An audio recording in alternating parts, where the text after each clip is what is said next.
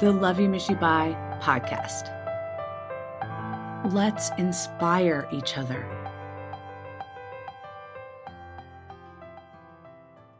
I don't think I really started feeling 50 until this year. I just didn't. And I'm not saying my body feels 50. I'm not even saying my mind feels 50. I'm saying that the perception of me feels 50. And what I mean by that is not only am I a Gen Xer, my life is so significantly different than the 20-year-olds and the 30-year-olds. It's like they don't even know half the stuff that happened in my lifetime. Talking to people and realizing that somebody may not know who Journey is or that Madonna was cool, they didn't get those things. They're growing up in the times now. They're growing up with social media and being able to learn everything they can, and it's right at their fingertips. I grew up with like a Britannica, which is like a bunch of encyclopedias, the A through Z. You look things up. It was in black and white. There was no keyboard. There was no, well, let me just ask Alexa. There was none of that. You know this when you have a conversation. I've seen the things on TikTok where they're like, show us what you look like when you answer the phone. And, all of us have like a banana in our hand, and the other people they're holding basically their palm to their ear. It's quite different. Even with that started happening probably 35 when I started noticing those types of differences. Like you work with different age groups. And so it's not so obvious that the age range is so different because you become really good friends. It doesn't matter how old you are, but then you'll have a joke or you'll talk about your night or something, and you can see how totally different your days and nights are because of the age. I started to really feel for the first time that I'm older this year. I don't know if it's looking in the mirror and seeing different things with my face, the face changing. If it's the obvious people that are coming into the company, and you're just like, you're the older one now. You're the older one. It's just a mind fuck. Excuse my language, but that's exactly what it is. I feel confused by it because I don't feel 50, yet people perceive me to be 50. And that's weird. Like for the first time, like I've thought about Botox before, but for the first time, I might actually do it. And I have this debate in my head. Should I do it? I don't want to be the girl that fights getting older. It's not a fight. I just want the best version of me at whatever age that is to be presented. I do this. I'm on podcasts. I have social media. I have to feel good in order to be able to send good energy out there. If I don't feel good about myself, I will not be able to do this. It's impossible. So I have that debate where I'm like, do I want to spend the money? First of all, I live paycheck to paycheck. So that kind of money, I think it's expensive. It's like $200 or something. I don't know because I haven't studied that hard into it. But it's something that once you start, you're stuck doing the maintenance on it. It's like every 6 months. I'm not sure. So I've never started it because of that. I'm like, I don't want to be hooked on. Like I already get my nails done. That's an expense. I already get my eyebrows waxed. That's an expense. And my hair done. I didn't want to add another expense to the list. But recently I look in the mirror and I'm like, it would be nice to feel like I look refreshed, and they say I don't really have wrinkles per se. I don't have them, but I do have my skin's changing, and I can see the skin changing. And they say you should get Botox before the wrinkles start so that it's preventative and they don't happen. I'm on a time clock now. Now I'm like, okay, holy shit. Like I have to get my face injected before the wrinkles happen. And these things can just pop, And one day you look refreshed, the next you look scary as hell. So not knowing what my timeline is for my skin, I'm thinking I need to probably make the move this year. Then, of course, you see these people that they are paralyzed on the face and like they can't move the right side of their face. And I'm like, oh my God. Like, I hate needles. I hate needles. That's why I don't have tattoos. I love tattoos. Trust. I love it. It's art. I can't do it because I hate needles. Now, that means I will be getting needles in my face. Oh my God. That freaks me out. Like, I saw a video of somebody getting lip filler, which I do not plan to do. That's definitely not. I may do the Botox to the lip to get a natural lip flip, which I think might be cute, but I am not the one to do the filler. I don't think I should do filler at all, actually, because I don't want my face to look bloated. I want all natural, just a little bit here, a little bit there. Oh my God. What I can do is promise you that I am going to take you with me when I do it. I'm going to do it this year, I think. Unless I get freaked out by a video or something. I plan on doing it this year. Have you done it? Are you thinking about doing it? Like, I really would like to hear your stories. This will help me make my decision, I think, if you can tell me where you're at on this stage. And if you feel like, if you're in my age range and you look in the mirror and you feel you can see changes happening, how do you feel about it? Like, does it freak you out? Does it make you sad? I don't know that I get sad. I think I'm just trying to understand it. I've always been a very optimistic, positive person. And I don't want to look in the mirror and think, well, that's just what I am. I'm old now. Like, just that sentence alone freaks me out. Like, I'm old now. And what goes along with that sentence? It's like it freely comes out of my mouth. Like, it's not a negative thing, but it is. Saying it like that is like somebody will say, oh my God, da, da, da. Well, I'm old now, so gotta. No, like, oh my God, I need to get rid of that line. We all need to not say I'm old now. No. What is a better line that we could use? Well preserved? Nah, that's kind of like embalming fluid near death. We need to come up with a word that represents us. We're the type that doesn't sweat. We glisten.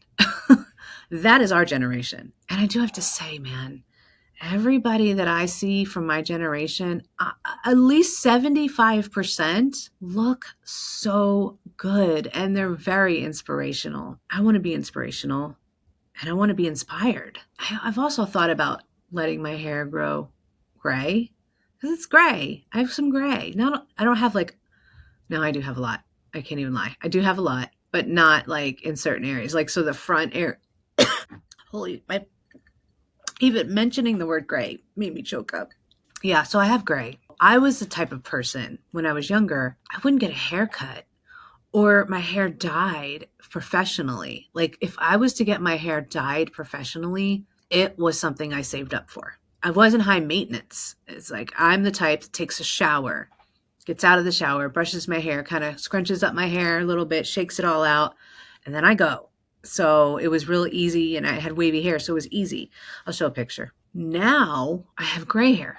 I don't want to age myself out of what I'm doing. But I do see these girls, and they're growing their hair out, and it's like partially gray right by their temple, and they're letting it grow out, and it's like 3 months old, and it's, and then I see full gray hair where it's long and it's gray, and it's like so beautiful. I don't think I'm brave enough to do that, though. Not yet. But I so admire the people that do. And why is it men always look damn good with gray, like in their hair? Salt and pepper hair is so hot. I think it's so sexy. We should be making this sexy, right? We should be making our salt and pepper hair sexy. And let me tell you, some women are. I don't think that would be me. I don't know. It's a mindset, right? It's owning whatever you do and knowing and feeling confident in whatever you put out to the world. So there's a lot of things that I probably need to overcome when it comes to that visually. It's just when you're younger, you don't really have to pay attention to them. I really didn't pay attention to it much. I was always the kid that was chubby, but had a pretty face. So everybody would always say, if she just lost some weight, she would be so pretty. That was the common line that was used with me. And I always thought that way my whole life. I'm like, well, I have control of my weight, so it should be not a problem. And then that became my struggle my entire life was my weight. I'm actually to a point right now that I feel good. I don't ever want to be super thin. I don't know that I could even be super thin, but I never want to be fully. I like curves. I think curves are sexy. I think curves are womanly and beautiful. And I don't know. I just like them. But anyway, I was always that girl. But that was really my only worry, was my weight. Now it's not really my weight anymore, and it's shifted to my age and how people perceive me. Not necessarily what I wear. Like, I'm going to wear whatever I want to wear. I don't really care what people have to say about that. I just don't want to be called old.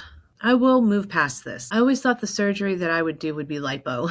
Always. If I had money, that's the first thing I'm going to do. I'm going to do that. Is there any surgeries that you want? Or are you just like, screw it all. I don't care what people think. I am who I am and I am fabulous. I think I'm fabulous too. Don't get me wrong. I'm just trying to learn how to think like an older person. Like this menopause thing.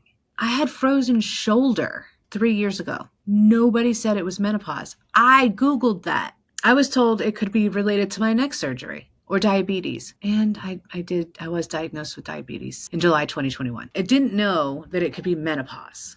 I didn't know. 2021, my hair started to fall out. I've always had really thick hair. And I thought it was because I got the COVID shot or that I had COVID. It was perimenopause. Frozen shoulder was perimenopause. I didn't know that. Then I went to my doctor and she ran some tests. She said my numbers weren't too far out of whack, so maybe nothing's going on. If you don't have your period for a year, you're in menopause. My year was in October 2023. So I'm in menopause right now. Anytime I'm in a bad mood, I question, is it because I'm in menopause or am I really just in a bad mood? I mean, I may have night sweats. I don't know. If I do, it doesn't affect me. I don't wake up from it. It's not hurting me. I think the typical things get me mad. I don't feel like I'm more short-tempered than I was. My kids may say different.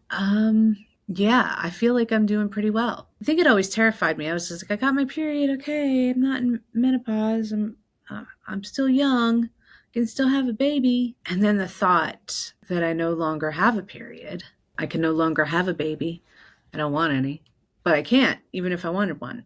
That's also a mind fuck. It's like, I'm so happy I don't have a period, but I'm also sad. It stands for youth, and I no longer am youthful. I need to accept these things that are changing in my body, to my body, in my life, and I need to move with it. I need my mind to move with it, and I'm trying to figure out how to do that. I think by talking about it, it definitely helps because I know other people are also trying to move with it, trying to understand what that means for us.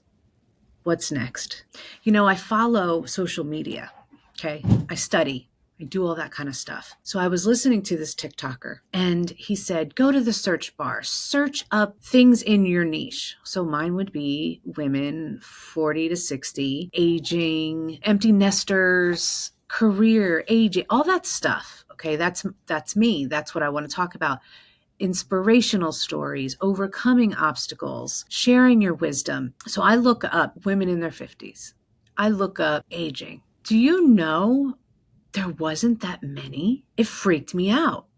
It freaked me out because then I went to YouTube and did the same thing and there wasn't that many. And I'm like, why? Why can't I pull up a lot of stuff that isn't the same person over and over again? You know what I mean? Like it should be multiple women. It should be multiple topics. It should be multiple communities. And maybe I'm just using the wrong SEO, which is search engine optimization. Maybe I'm just using the wrong words to search it up, but I'm just using what I would search up, right? Over 50. It made me think like, the actresses are like, yeah, well, there's not a lot of work for actresses over 40. And so they take what they can get. Nobody wants to see women over 40. I do, don't you? But that's why the actresses now are making their own film companies and production companies and producing their own film for women. And I toast them because they're aging with us. Angelina Jolie is aging with me. Jennifer Lopez is aging with me. Reese Witherspoon, Nicole Kidman, Julia Roberts, Pamela Anderson. And damn, she's doing a good job. She doesn't even wear makeup. That is some cool people to look up to, just as far as aging goes. I know this is a short episode today, but I was in Phoenix, so I didn't have a lot of topics. So I figured I'd make a few short love mub drops this week. I know what I wanted to tell you. I did want to tell you something. I have a very big interview next week. I'm interviewing somebody that I'm not friends with, that I don't know personally, that has almost 29,000 followers on YouTube. She has a book out right now. She used to be out on the beat doing news reporting, so I'm like nervous. We'll be filming next Saturday, and then the episode will release April 1st. I'm just looking at this as a growth opportunity, a learning opportunity, an everything opportunity. Wish me luck. We are growing. We are evolving. We are getting uncomfortable. All right. This was Love You, Miss You, Bye. I'm Christi Chanelle. Please hit the like button right now before you get off this episode. And if you can, throw a rating in there. I appreciate you so much, and I will talk to you next Monday. Love you, miss you, bye. LUMUB Podcast. Love You, Miss You, Bye has been brought to you by Christi Chanelle, LLC. But if you're looking for more information or want to follow us on social media, go check out christichanelle.com. All the podcasts are streamed there and the YouTube episodes are there. So why not? You can also listen where all podcasts are streamed.